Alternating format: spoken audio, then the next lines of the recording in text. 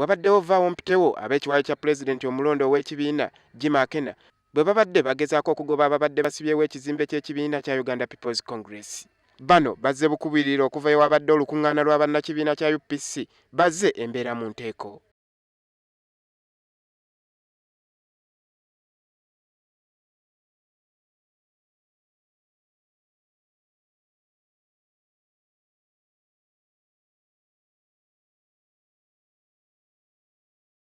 Okusinziira ku munnakibiina Higenyi Kemba ategeezezza nti Ababote Foundation bakolera ku ntoli za pulezidenti eyawummula Olalo Otuno nga batya obukulembeze obujja olw'enteekateeka zaabwe ennuŋŋamu.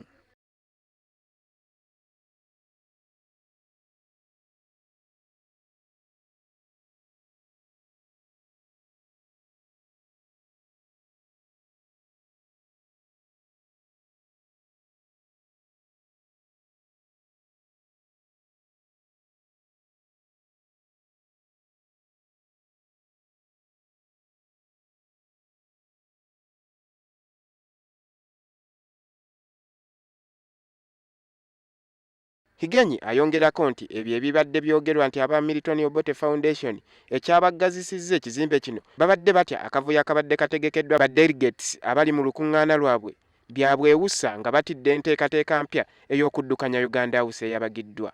Bannakibiina kya UPC bazze balwanagana okuva Pulezidenti Jim Akena bwe yalondebwa nga pulezidenti nga buli ludda luzze lugamba lunnaalwo nga bwe lutali mu mateeka. What we are asking him to do is to recall members of the Delegates Conference to sit so that a formal election is conducted for a new party president who will be legitimate to all of us. If Akena wants to be elected party president, he should present himself to that Delegates Conference.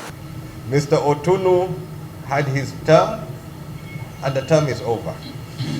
The key thing which moves a party is its organs and its members. For the 5 years, Otunu preferred not to work with members or not to work with organs.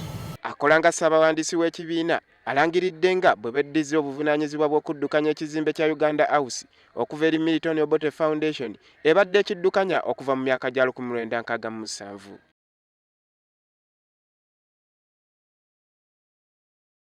Andrew Kagwa, WBS TV, Uganda House.